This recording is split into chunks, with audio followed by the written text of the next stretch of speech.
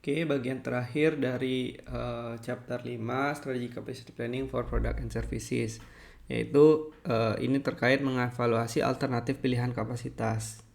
Nah, ketika kita memiliki beberapa alternatif untuk pilihan kapasitas yang kita punya, ada beberapa hal yang bisa dipertimbangkan.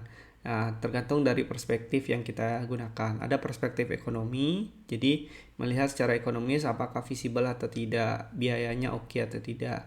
Berdasarkan non-ekonomi, misalkan public opinion, ataupun berdasarkan teknologi yang digunakan, gitu ya. Nah, ini terkait teknik-teknik yang bisa digunakan untuk mengevaluasi alternatif capacity.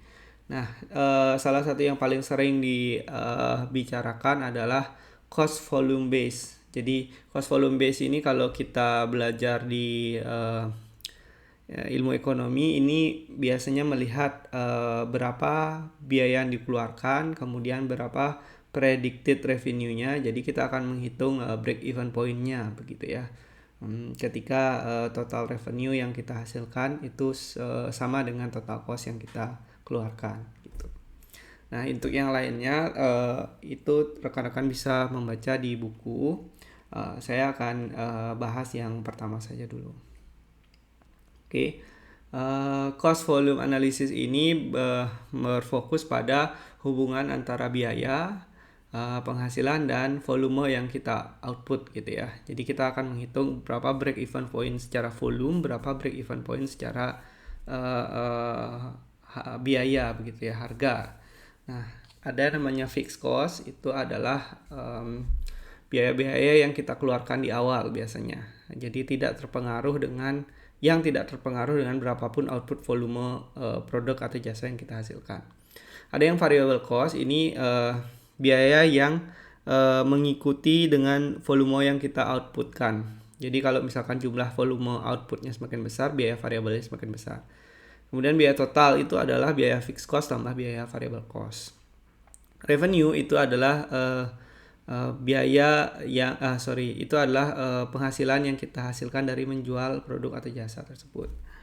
Nah, di sini kita bisa menggunakan teknik yang yang digunakan dalam cost volume analysis, yaitu menghitung break even point. Nah, break even point itu ada break even point berdasarkan biayanya, kemudian break even point dari segi waktunya, break even point dari jumlah volume yang perlu dihasilkan gitu ya. Jadi karena kita tahu profit itu adalah total revenue dikurangi total cost, maka kita plug in formula tadi, maka kita bisa mendapatkan rumus formula quantity BEP itu adalah berapa fixed cost dibagi revenue dikurangi volume gitu ya. Nah, kalau diilustrasikan itu seperti ini. Jika dihubungkan antara volume barang yang diproduksi dengan total biaya yang diperlukan, maka kita perlu ada asumsi dulu ya untuk menggunakan ini. Pertama-tama perlu ada asumsi bahwa biaya variabel per unit itu tetap sama tanpa dipengaruhi volume output. Kemudian asumsinya juga bahwa semua output yang diproduksi akhirnya akan terjual itu. Nah, dengan asumsi ini maka kalau kita lihat di gambar ini, total pendapatan itu akan berbanding lurus dengan volume produksi. Nah, maka jumlah BEP itu adalah titik impas antara jumlah pendapatan sama dengan jumlah total biaya. Nah, itulah jumlah quantity BEP yang kita inginkan. Itu.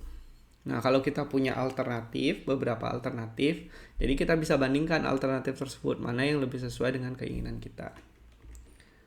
Kemudian ada juga pengembangan volume itu secara bertahap. Misalkan kalau secara yang pertama, misalkan ini menggunakan satu mesin gitu, ya berarti hitungan total cost-nya itu sampai seperti itu. Nah, tapi kalau dia menggunakan dua mesin, berarti BEP-nya, titik BEP-nya akan berbeda. Begitu juga dengan 3 mesin gitu. Oke. Jadi analisa biaya dan volume ini, cost volume analysis ini bisa dijadikan alat yang berguna untuk membandingkan alternatif kapasitas. Namun ya terdapat beberapa asumsi yang perlu diketahui ya seperti yang saya sebutkan tadi. Oke, demikian terkait chapter 5 yaitu perancangan strategic capacity planning.